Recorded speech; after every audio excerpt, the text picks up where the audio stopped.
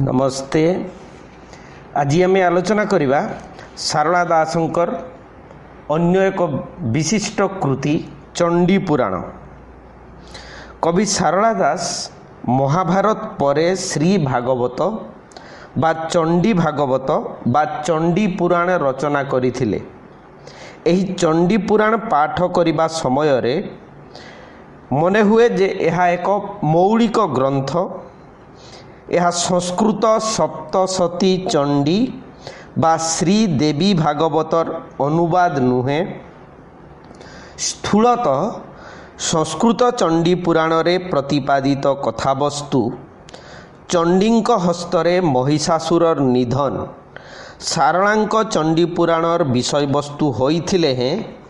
एथिरे कविंकर रहिछि अपूर्व कल्पना विलास, चरित्र चित्रण, नामकरण आदि अनेक मौलिकता और स्वकीयता। तेबे तार कथावस्तु होउछि एही रकमर। चंडी पुराणर आरंभ रे कवि गणेशंकर वंदना करिबा परे सारलांकर वंदना करिसंती। सारलांक कृपारु तांकर कवि शक्तिर उन्मेष घटिथिबा विषय से प्रकाश करिसंती। स्तुति परे पुराणर कथावस्तु आरंभ होइछि। महिषासुर वध प्रसंग, परीक्षितंकर प्रश्न और शुकंकर उत्तर छଳରେ वर्णित। कपिल सिंहर वंशर परिचय देबा परे कपिल सिंहर पत्नी सहित जमंक बाहन कृतांतर मिलन फଳରେ महिषासुरर जन्म। कपिल सिंह शिवंकु तपस्यारे संतुष्ट करिबा फଳରେ श्रृंगार रसरे जीता हुओ वीर वर बोली वर पाइला और बहु नारी संभोग कला। कपिल सिंहंकर पत्नी स्वामीर श्रृंगार भୟରେ महिष रूप धरी लुचि पलाई सिंहल दीपरे रहिला। जमवाहन कृतांत सिंहल दीपरे प्रतिदिन करे विचरण। कृतांत कपिल सिंहर पत्नी को देखी ताहा प्रति आसक्त होई पड़िला और तार अनुधावन कला। सिंहल दीपरे थिबा एक अरण्य मध्यरे कामाक्षी नदी तीरे सुवर्ण पर्वत उपरे शिशुपा वृक्ष तले कृतांत कपिल सिंहर पत्नी को धरिला।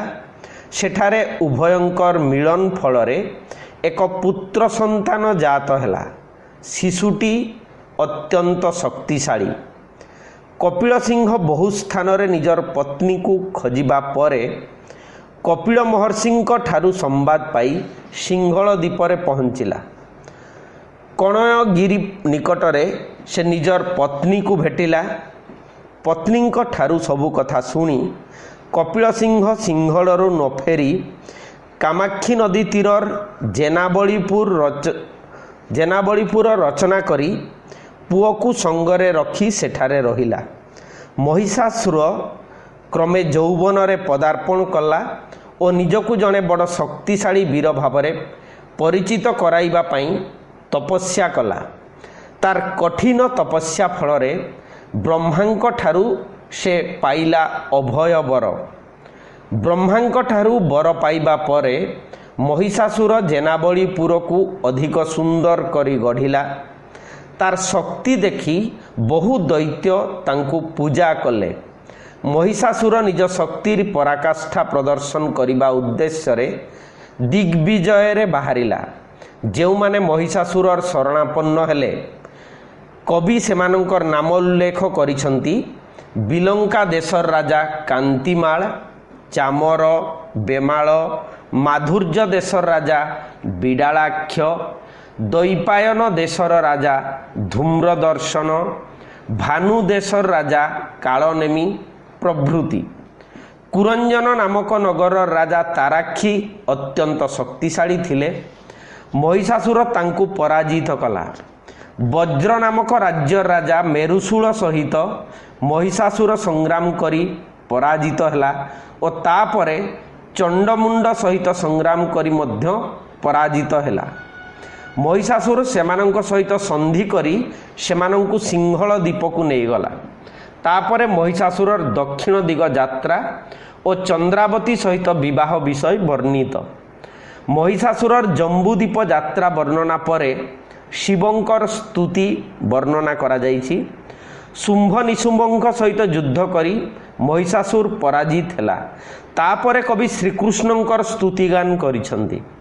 श्रीकृष्णंकर स्तुतिगान परे कवि निजर पूर्व जन्म वृत्तांत वर्णना करिसंती। एहा परे चंडी युद्ध प्रसंग वर्णना करी कवि लिखिसंती जे दिने नारद महर्षि असुरपुर रे प्रवेश कले। असुर माने नारदों को वंदना करिबा परे नारद कलहर सूत्र खंजिले। नारद कहिले जे असुरपुरर ऐश्वर्य देवपुर को निंदा कले हैं। असुरपुर रे चारि गोटी द्रव्यर अभाव रही। सेगुड़िक हेउची इंद्रंकर ऐरावत हस्ती, रंभा अप्सरा, उच्चैश्रवा अश्य ओ पारिजात तरु। नारदंक ठारू एकथा सुनिबा परे शुंभ निशुंभ महिषासुर नामरे इंद्रंक निकटकू पत्र लिखिले जे एही चारि गोटी पदार्थ आनी इंद्र महिषासुर निकटरे समर्पण करंतु। इंद्र एही पत्र पाई अत्यंत क्रोधान्वित हेले और पत्र नहीं जाइथिबा दूत दुहीं को हत्या करिबा निमंते अंगार पन्नगों को आदेश देले। दूत दुहींकर मृत्यु संवाद महिषासुर पाइला तार मंत्री अंधकंक ठारू। तापरे शुंभ निशुंभ स्वर्गपुर आक्रमण कले। एही आक्रमण अत्यंत भयंकर होई पड़िला और देवता माने एही आक्रमण रु रक्षा पाइबा लगी नारायणंकर शरणापन्न हेले। एहा देखि महिषासुर अधिक क्रोधान्वित हेला। देवता माने मेरु पर्वत रे आश्रय नेले। महिषासुरर वर प्राप्ति विषय शिव प्रकाश कले। महिषासुर को वध करिबार उपाय नारायण चिंता कले। महिषासुर मेरु पर्वत को भांगी देबारु 33 कोटी देवता क्रोध प्रकाश कले। सेमानंक मुखरु अग्नि उद्गीरण हैला और ताहा आकाश मंडल रे परिव्याप्त हैला। एही अनल देखि महिषासुर भीत हेइची और अनलरु आदिशक्ति आविर्भूता हेले। विभिन्न देवतांक ठारू निर्गत अग्निरु दुर्गांकर विभिन्न अवयव सृष्टि विषय कवि सारला दास वर्णना करिसंती। दुर्गा आविर्भूता होई तांकर आविर्भावर कारण जिज्ञासा कले और ब्रह्मा ताहा जणाई देले। महिषासुर को वध करिबा निमंते देवता माने दुर्गा को निज निजर अस्त्र शस्त्र प्रदान कले। सिंह हेला तांकर वाहन। महिषासुर को वध करिबा निमंते दुर्गा रत्नगिरी यात्रा कले। जेनाबली नगर वर्णना प्रसंगरे कवि चंडालपुर नगर विषय रे एक गल्प संयोग करिसंती। एही गल्पर शेषरे नृसिंहंकर स्तुतिगान करा जाइछि। कन्या मास शुक्ल पक्ष अष्टमी तिथि रे देवी रत्नगिरी रे अवस्थान कले। तांकर दृष्टि पड़िला जेनाबलीपुर उपरे। चंडमुंड अरण्य को शिकार करने को जाइथिले। मध्याह्न सेमाने नदी रे स्नान करिबा समय रे नदीर स्रोतरे एक स्वर्ण पद्म भासी आसीबार देखिले। सेमाने पर्वत ऊपर को गले और सेठारे देखिले जे जने दिव्य कन्यांकर पाददेश रे स्वर्ण पद्म फुटिछि। सेमाने तांकु लक्ष्मी बोली भाबिले। सेमाने दुर्गांकर परिचय जिज्ञासा करन्ते और तांकु सेमानंकर आश्रय रे रहिबा पई कहिले।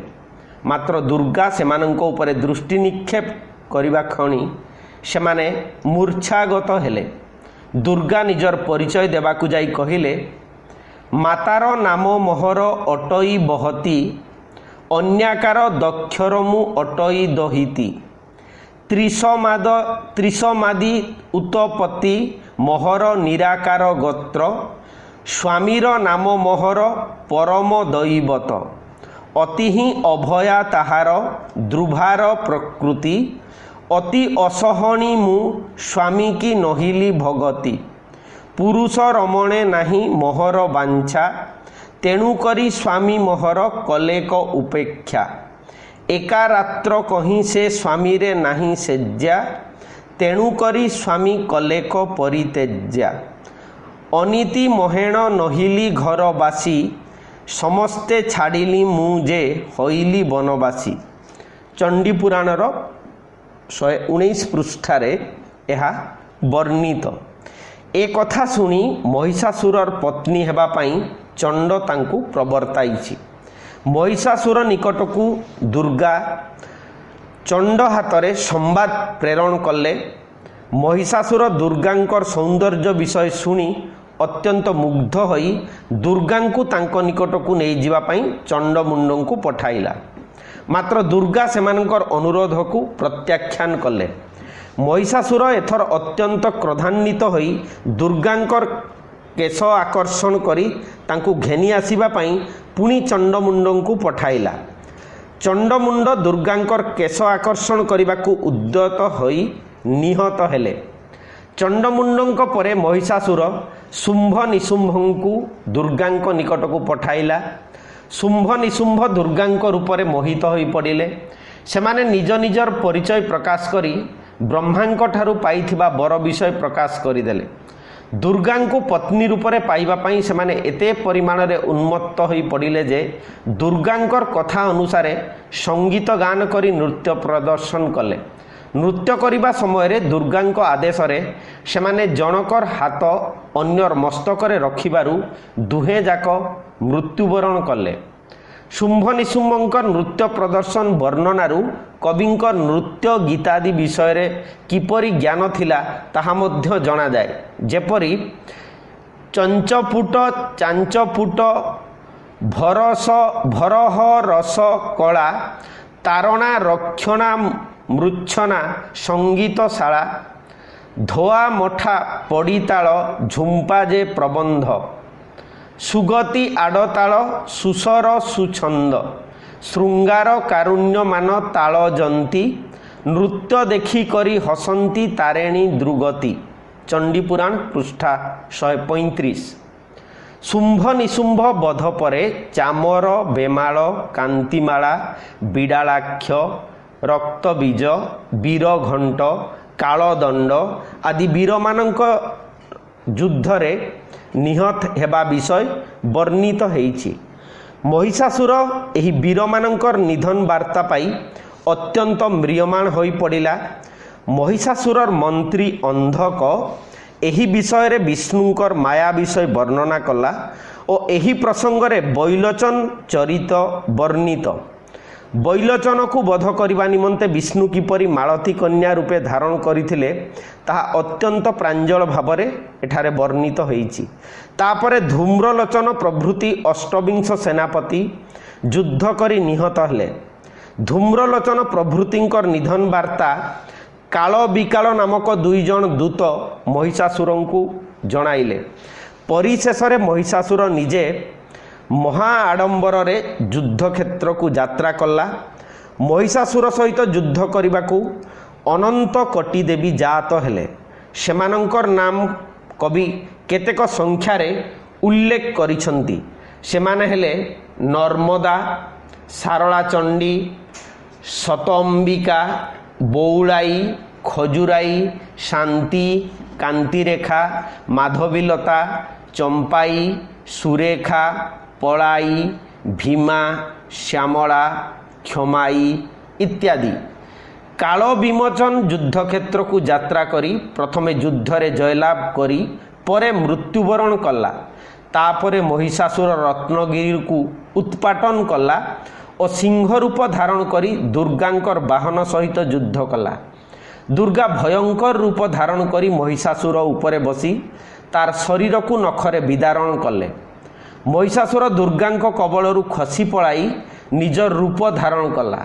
तापरे शून्य उपशून्य बोध प्रसंग वर्णित।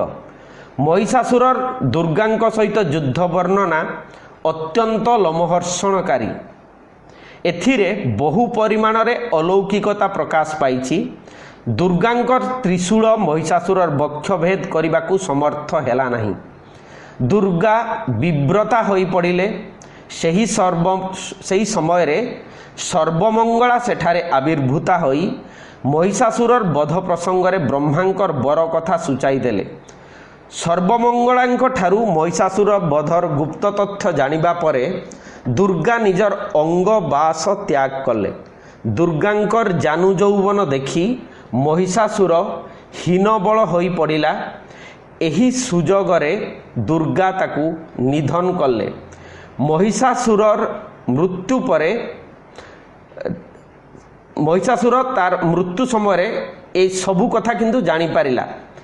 महिषासुरर मृत्यु परे दुर्गा अन्य देवी मानंकु डाकी जेनाबली पुरकु जाई असुर असुरी मानंकु भक्षण करिवा पई निर्देश देले। दुर्गांकर स्तुति रे पुराणटी परिसमाप्ति लाभ करिछि ओ पुराणर शेषांशरे कवि सारलांकर कृपारु किपरि कवित्व शक्ति लाभ करिसंती ताहा वर्णना। कविंकर उक्ति चंडीपुराण रचना विषय कवि जो सूचना प्रदान करिसंती ताहा होछि एही रकमर। तोहर आज्ञारे से होइब मनुष्य, प्रथम जन्मे से नाम कालिदास। से जन्मे प्रसन्न होइले गिरिजा, विष्णुर चरित्र कहिबाकू मु होइली अग्रजा। द्वितीय जन्मेण महाकाली नामे कवि, कुंजर नंदिनी प्रसन्न वाक्य देवी। तृतीय जन्मे मु सारला दास कवि, मते प्रसन्न हेले सारला चंडी देवी। से देवी प्रसन्न होई कहिले आदि ग्रंथ, प्रथमे रामायण द्वितीय भारत। तृतीय लेखन श्री भागवत, मूर्ख अज्ञान जे मु अटई अपंडित। जंखेर पुर बासेनी, सारल चंडी चरणे दईनी। बदयंती सारल दास शूद्र मुनि। चंडीपुराणर 66-67 पृष्ठारे एई कथा उल्लेख करा जाइछि। तेबे एई जो उद्धृतांशरे कवि तांकर पूर्वजन्म प्रसंग वर्णना करिबा परे तांको ग्रंथ विषय रे सूचना देइछंती एवं एही सूचनारू जणा जाय जे कवि प्रथम रे रामायण, द्वितीय रे भारत और तृतीय रे श्री भागवत रचना करिथिले। कविंकर वर्णना अनुसारे रामायण को बिलंका रामायण बोली आलोचक माने ग्रहण करिसंती। मात्र यह बिलंका रामायण नुहे, यह विचित्र रामायण बोली डॉक्टर कृष्णचरण साहू दृढ़ मत पोषण करिसंती। भारत हेउची सारला दासंकर 18 खंड महाभारत एवं श्री भागवत हेउची देवी भागवतर अवलंबन रे रचित चंडी पुराण एवं एथिरे कविंकर शाक्त जीवनर यथेष्ट परिचय बहन करिछि। डॉक्टर कृष्णचरण साहू ए विषय पर्याप्त आलोचना करी चंडी पुराण ही भागवत विष्णुंको पुराण बोली प्रमाण करिसंती। चंडी पुराण रे दुर्गा महिषासुर और अन्यान्य असुर मानंकु बध करिबा वर्णित। तेणु एहाको मुख्यतः शाक्त पुराण कुहा जाई थाए। मात्र कवि पुराणर कलेबर मध्यरे प्रसंग क्रमे अन्य देवी मानंकु वंदना करिसंती। पुराणर आरंभरे विघ्न विनाशक गणेशंकर वंदना करिबा परे कवि निजर इष्ट देवी सारणांकु वंदना करिसंती। चंडी पुराण रे शक्ति उपासना प्रसंग रे जदि आमे देखिबा, एई चंडी पुराण रे कवि दुर्गांकर वंदना गान करिबा संगे संगे अन्य देवी मानंकु वंदना करिसंती। कविंकर इष्ट देवी सारला चंडी बा दुर्गा, तांकरी कृपा फल रे कवि ग्रंथ रचनार सामर्थ्य लाभ करिसंती। ये होउची तांकर नम्रता एवं पूर्वर मध्य कुहाइछि से समयर संस्कृत पंडित मानंकर दर्प अहंकार को परोक्षरे चूर्ण करिकी लोकमानंकर ग्रहणशील करैबा पई से एमिति दईनी प्रकाश करिथिबे। महिषासुर को वध करने निमंते दुर्गांकर आविर्भाव हेले हैं।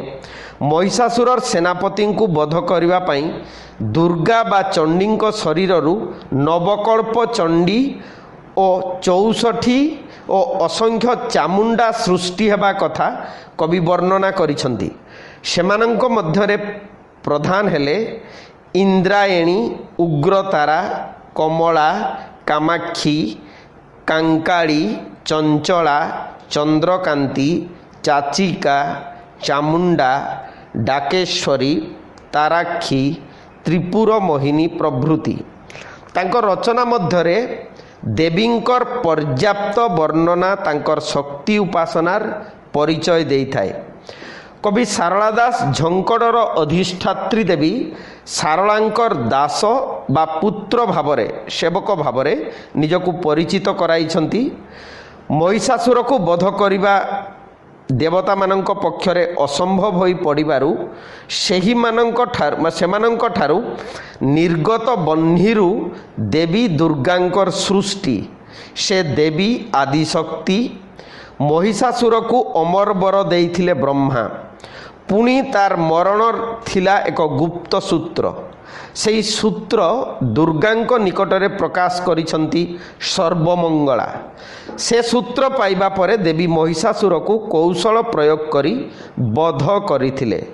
ଦେବୀଙ୍କର ଅପାର ଶକ୍ତି ଓ ମହିମା କବିଙ୍କ ରଚନା ମଧ୍ୟରେ ବହୁ ଭାବରେ ବର୍ଣ୍ଣିତ। ମହିଷାସୁରର ବଳଶାଳୀ ସେନାପତିମାନଙ୍କର ନିଧନ ପରେ କବି ଦେବୀଙ୍କର ବନ୍ଦନା ଗାନ କରିଛନ୍ତି। ଏହି ବନ୍ଦନା ଗ୍ରନ୍ଥ ମଧ୍ୟରେ 13 ଥର ବର୍ଣ୍ଣିତ। ଏଥିରେ ଦେବୀଙ୍କର ଅପାର ଶକ୍ତି ସୂଚିତ। କବି ଦେବୀଙ୍କର ବନ୍ଦନା ଗାନ କରିବା ସଙ୍ଗେ ସଙ୍ଗେ ଗ୍ରନ୍ଥ ମଧ୍ୟରେ ଅନେକତ୍ର ନରସିଂହ, ବିଷ୍ଣୁ, ଶିବ, ବ୍ରହ୍ମା ଓ ବ୍ୟାସଦେବଙ୍କର ଉଦ୍ଦେଶ୍ୟରେ ମଧ୍ୟ ସ୍ତୁତିଗାନ କରିଛନ୍ତି। ଏଠାରେ କବିଙ୍କର ଧର୍ମମତ ପ୍ରସଙ୍ଗରେ ଯଦି ଦେଖିବା, ସେ ଅଧିକ ମାତ୍ରାରେ ଉଦାରତା ପ୍ରକାଶ କରିଥିବା ଦେଖାଯିବ। କବି ଯେଉଁ ଗ୍ରନ୍ଥ ମଧ୍ୟରେ ଦେବୀଙ୍କର ବନ୍ଦନା ଗାନ କରିବା ସଙ୍ଗେ ସଙ୍ଗେ ଅନ୍ୟ ଦେବତାମାନଙ୍କର ଯେଉଁ ସ୍ତୁତିଗାନ କରିଛନ୍ତି, ତାହା ତାଙ୍କର ଧର୍ମମତର ଉଦାରତାର ନିଦର୍ଶନ। ଏବେ ମଧ୍ୟ ଆମ ସମାଜରେ ଦେଖାଯାଏ ଯେ ଗୋଟିଏ ନିର୍ଦ୍ଦିଷ୍ଟ ଧର୍ମ ମତବାଦର ବ୍ୟକ୍ତି ଅନ୍ୟ ଧର୍ମ ମତବାଦର ଦେବ ବା ଦେବୀଙ୍କର ନାମ ଉଚ୍ଚାରଣ ନିମିତ୍ତ ପଶ୍ଚାତପଦ ହୁଅନ୍ତି। ଯେଉଁମାନେ ବିଷ୍ଣୁ ଭକ୍ତ ସେମାନେ ଦେବୀଙ୍କର ପ୍ରସାଦ ପାଇବା ନିମନ୍ତେ ଆପତ୍ତି କରନ୍ତି। କାରଣ କେତେକ ଦେବୀ ମନ୍ଦିରରେ ଆମିଷ ପ୍ରସାଦ ପ୍ରଚଳିତ ଅଛି। ଯେ ଶୈବ ସେ ବୈଷ୍ଣବ ରୀତିକୁ ଗ୍ରହଣ କରିପାରେ ନା। ମାତ୍ର କବି ସାରଳା ଦାସଙ୍କର କ୍ଷେତ୍ରରେ ଏହା ଏକ ବିରାଟ ବ୍ୟତିକ୍ରମ। ସେ ନିଜକୁ ସାରଳାଙ୍କର ପୁତ୍ର ବା ଦାସ ଭାବରେ ଉପସ୍ଥାପିତ କଲେ ହେଁ ନିଜର ଉଦାର ଧର୍ମ ମତବାଦ ଅନୁସାରେ ଅନ୍ୟ ଦେବଦେବୀଙ୍କ ଠାରେ ସମାନ ପରିମାଣରେ ଆନୁଗତ୍ୟ ପ୍ରକାଶ କରିଛନ୍ତି। କେବଳ ଚଣ୍ଡୀପୁରାଣ ନୁହେଁ, ମହାଭାରତର କଳେବର ମଧ୍ୟରେ ସେ ଯେ କେଉଁ ଦେବଦେବୀଙ୍କର ଆରାଧନା କରିନାହାନ୍ତି ଏକଥା କହିବା କଷ୍ଟକର ହେବ। ଚଣ୍ଡୀପୁରାଣରେ ପ୍ରସଙ୍ଗକ୍ରମେ କବି ଦୁର୍ଗାଙ୍କୁ ବିଷ୍ଣୁ ବା ନାରାୟଣଙ୍କର ଅବତାର ଭାବରେ ବର୍ଣ୍ଣନା କରିଛନ୍ତି। କବି ନିଜେ ଶାକ୍ତ ଭାବରେ ପରିଚିତ ହେଲେ ହେଁ ଏ ପ୍ରକାର ରୀତି ଅବଲମ୍ବନ କରିବା ଯୋଗୁଁ ତାଙ୍କର ଧର୍ମ ମତବାଦର ଯେଉଁ ଉଦାରତା ପ୍ରକାଶ ପାଇଛି, ତାହା ସମ୍ପୂର୍ଣ୍ଣ ଭାବରେ ଭାରତୀୟ ହିନ୍ଦୁ ଦର୍ଶନ ପ୍ରଣୋଦିତ। ଏ ବିଷୟରେ ଡକ୍ଟର କୃଷ୍ଣଚରଣ ସାହୁ ମତବ୍ୟକ୍ତ କରି ଉଲ୍ଲେଖ କରିଛନ୍ତି, ବୈଷ୍ଣବମାନେ ଦୁର୍ଗା ପୂଜା କରୁଥିବାର ବହୁ ଦୃଷ୍ଟାନ୍ତ ପୁରାଣ ସବୁରେ ଉପଲବ୍ଧ ହୋଇଥାଏ। ଗୀତାରେ ପ୍ରଥମେ ଦୁର୍ଗା ନାମକୁ ସ୍ମରଣ କରାଯାଇଛି। ଦୁର୍ଗେତି ଭଦ୍ରକାଳୀତି ବିଜୟା ବୈଷ୍ଣବୀତି ଚଂ। ଶ୍ରୀମଦ୍ ଭାଗବତର ଏକାଦଶ ସ୍କନ୍ଧରେ ଭଗବାନ ଶ୍ରୀକୃଷ୍ଣ ନିଜ ପୂଜାବିଧି ବିଷୟରେ କହିବା ବେଳେ ପ୍ରଥମେ ଦୁର୍ଗା ନାମର ଉଚ୍ଚାରଣ କରିଥିଲେ। ଦୁର୍ଗା ବିନାୟକଂ ବ୍ୟାସମ୍। ପ୍ରସିଦ୍ଧ ବୈଷ୍ଣବ ତନ୍ତ୍ର ନାରଦ ପଞ୍ଚରାତ୍ରରେ ମଧ୍ୟ ଦୁର୍ଗାଙ୍କ ମହିମା ପ୍ରଚାର କରିବା ପାଇଁ କୁହାଯାଇଛି। କେବଳ ପରାଶକ୍ତି ହିଁ କାନ୍ତ ଶ୍ରୀକୃଷ୍ଣଙ୍କୁ ଜାଣେ, କାରଣ ସେ ତାଙ୍କରି ରୂପା। ସେହି ଦୁର୍ଗା ହିଁ ପରମ ଶକ୍ତି, ମହାବିଷ୍ଣୁ ରୂପିଣୀ ଏବଂ ଯାହାଙ୍କୁ ଜାଣିପାରିଲେ ପରମାତ୍ମାଙ୍କର ପ୍ରାପ୍ତି ହୁଏ। ସେ ଏକମାତ୍ର ପ୍ରେମ ସର୍ବସ୍ୱ ସ୍ୱଭାବଯୁକ୍ତ କୁଳେଶ୍ୱରୀ ତାଙ୍କ ଦ୍ୱାରା ଅଖିଳେଶ୍ୱର ଆଦି ଦେବ ସୁଲଭ ହୋଇଥାନ୍ତି। ଅଖିଳେଶ୍ୱରୀ ମହାମାୟା ବି ତାଙ୍କରି ଶକ୍ତି। ସେ ପୁଣି ସମସ୍ତ ଜଗତ ଓ ଜୀବ ଲୋକଙ୍କୁ ମାୟା ପାଶରେ ବନ୍ଧନ କରିଥାନ୍ତି। ଗୌତମୀ ତନ୍ତ୍ରରେ ମଧ୍ୟ କୁହାଯାଇଛି ଯଃ କୃଷ୍ଣ ସେବ ଦୁର୍ଗାଶାୟା ଦୁର୍ଗା କୃଷ୍ଣା ଏବ ସଃ। ତନ୍ତ୍ରରେ ଏହି ଉକ୍ତିରେ କୃଷ୍ଣ ଓ ଦୁର୍ଗାଙ୍କର ଅଭେଦତ୍ୱ ପ୍ରତିପାଦିତ ହେବା ପରି ଶାରଳା ଦାସ ବିଷ୍ଣୁ ଓ ଦୁର୍ଗାଙ୍କର ଅଭିନ୍ନତାରେ ବିଶ୍ୱାସ କରିଥିଲେ। ହିନ୍ଦୁ ଧର୍ମର ମହାନ ଗ୍ରନ୍ଥ ଶ୍ରୀମଦ୍ ଭାଗବତ ଗୀତାରେ ଉପାସନାର ଏହି ଉଦାରବାଦୀ ଦୃଷ୍ଟି ଅନ୍ତତଃ ପ୍ରଚାରିତ ହୋଇଥିଲା ବୋଲି କୁହାଯାଇପାରିବ। ଶାରଳା ଦାସଙ୍କର ବିଦ୍ବତ୍ତା ଏହି ଉଦାହରଣରୁ ପ୍ରତିପନ୍ନ ହୋଇଥାଏ। ଶାରଳା ଦାସ ବିଭିନ୍ନ ଗ୍ରନ୍ଥ ଅଧ୍ୟୟନ କରି ଯେ ପ୍ରଭୂତ ଜ୍ଞାନ ଆହରଣ କରିଥିଲେ ତାହା ତାଙ୍କର ରଚନାରୁ ପ୍ରମାଣିତ। ଧର୍ମ ମତବାଦର ଉଦାର ଦୃଷ୍ଟିକୋଣ ସମ୍ପୂର୍ଣ୍ଣ ଭାବରେ ତାଙ୍କର ଜ୍ଞାନ ଓ ବିଚାରଧାରାର ପରିଚାୟକ। ଏହି ଦୃଷ୍ଟିରୁ ଚଣ୍ଡୀ ପୁରାଣକୁ କେବଳ ଏକ ଶାକ୍ତ ପୁରାଣ ଭାବରେ ଗ୍ରହଣ କରିବା ସମୀଚୀନ ମନେ ହୁଏ ନାହିଁ ବୋଲି ଅନେକ ଆଲୋଚକ ମତ ଦିଅନ୍ତି। କବିଙ୍କର ଚଣ୍ଡୀ ପୁରାଣର କଥାବସ୍ତୁ ସଂସ୍କୃତ ଦୁର୍ଗା ସପ୍ତଶତୀରୁ ଗୃହୀତ ବୋଲି ଯେଉଁମାନେ ମତ ପ୍ରଦାନ କରନ୍ତି ତାହା ମଧ୍ୟ ଯଥାର୍ଥ ନୁହେଁ ବୋଲି କିଛି ଆଲୋଚକ କହନ୍ତି। କାରଣ ଶାରଳା ଦାସଙ୍କର ଦୃଷ୍ଟିକୋଣ ରହିଛି ମୌଳିକତା ଓ ସ୍ୱାତନ୍ତ୍ର୍ୟ। ଚଣ୍ଡୀ ପୁରାଣର ସାମାଜିକତା ପ୍ରସଙ୍ଗରେ ଯଦି ଆମେ ଆଲୋଚନା କରିବା ଦେଖିବା ଯେ ଶାରଳା ଦାସ ପଞ୍ଚଦଶ ଶତାବ୍ଦୀରେ ଗ୍ରନ୍ଥ ରଚନା କରିବା ସମୟରେ ତାଙ୍କ ଗ୍ରନ୍ଥ ମଧ୍ୟରେ ପ୍ରସଙ୍ଗକ୍ରମେ ସାମାଜିକ ରୀତିନୀତି ପ୍ରକାଶ ପାଇଛି।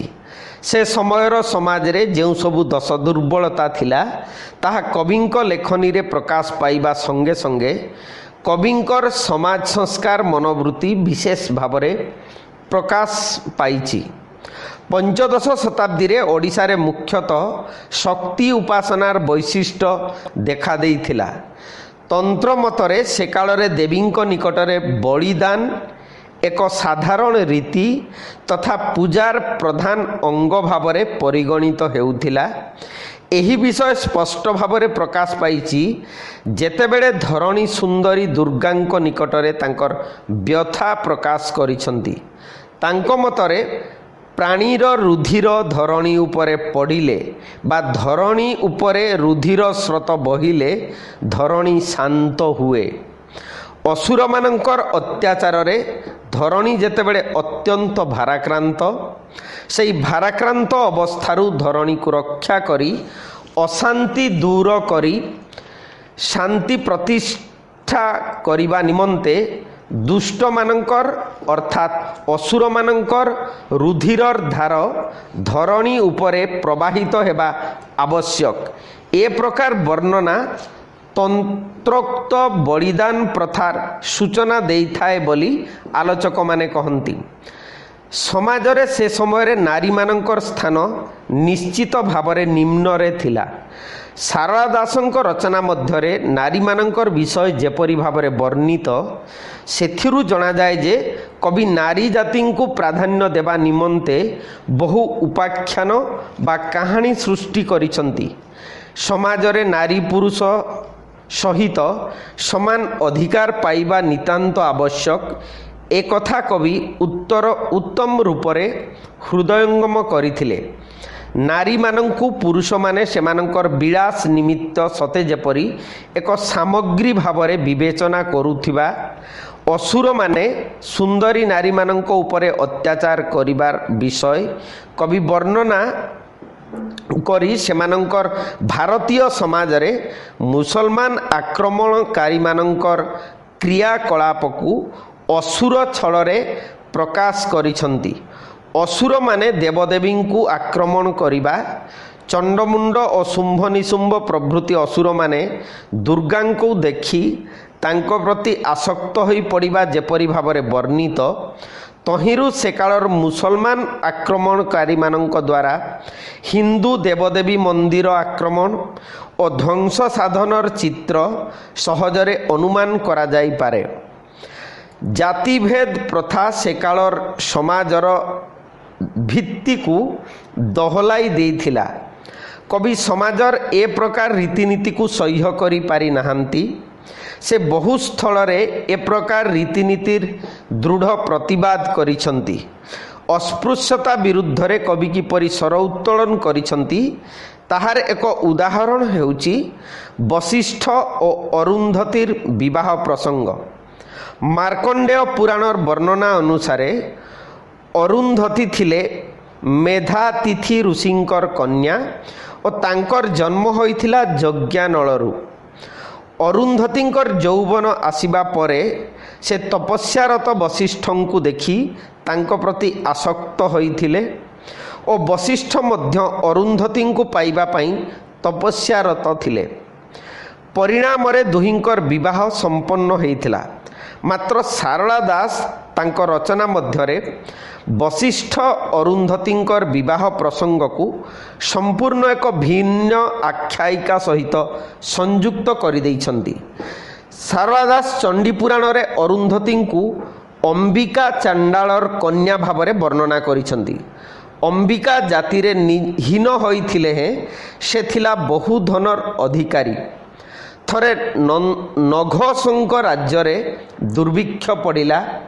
राजांको पाखरे थिबा धान देई राज्य को 2 वर्ष चलाइबा परे पुणी धानर अभाव पड़िला। नारद विभिन्न स्थान बुली धानर संधान कले और अंबिका चांडालर गच्छित बहु परिमाणर धानर संधान पाइले।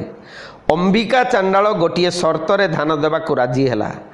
तार कन्या को जे विवाह करिवो से यौतुक भावरे धान पाइबो। नघस अंबिका चांडाल को धान देवा निमंते अनुरोध कले, मात्र अंबिकार शर्त अपरिवर्तित रहिला। ब्रह्मांकर निर्देश रे वशिष्ठंक सहित अरुंधतींकर विवाह हैला और धान तक यौतुक भावरे मिलिला। फलरे देशरू दुर्भिक्ष दूर हैला। कवि एठारे चांडाल कन्या सहित ऋषिंकर विवाह अनुष्ठित कराई राज्यवासींकर प्राणरक्षा निमंते जो आदर्शवादर उपस्थापन करिसंती ताहा तांकर सामाजिक चेतनार ज्वलंत उदाहरण। एही विवाह रे वशिष्ठंकर जातिगत अधोगति हेला नहीं, मात्र अरुंधती ब्रह्म और देवस्त्री आसन को उन्नीता हेले।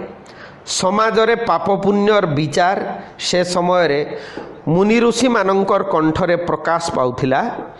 कविंक भाषारे आहो भखिला को अन्न ग्रासे देले सुवर्ण बास्तरी माढ़ मूल एते सुवर्ण दान देले से अन्न बेल को समतुल तहर तही अछि धान पांचमे बक्षजे बसी एहा देई तू हो बैकुंठवासी।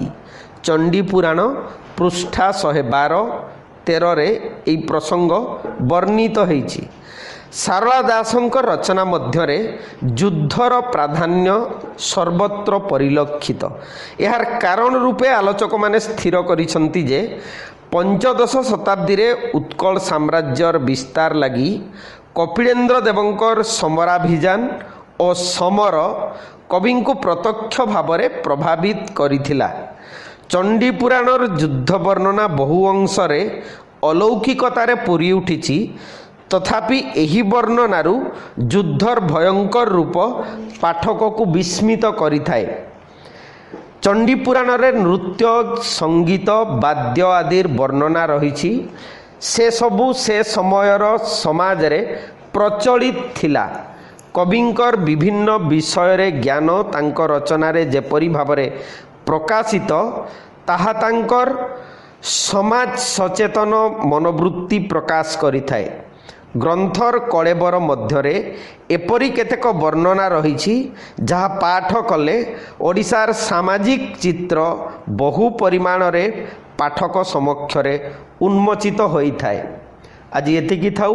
परवर्ती प्रसंगरे पुणी आलोचना करिबा शारदा दासंकर अन्यान्य कृति संपर्क रे। नमस्ते, धन्यवाद। कमेंट रे निश्चय लिखिबे एवं समस्तंकु अनुरोध जदि कौनसी जगार कौनसी अभाव त्रुटि विच्युति रही जाउची सेगुड़िक मध्य कमेंट रे लिखिले खूब भल हबो।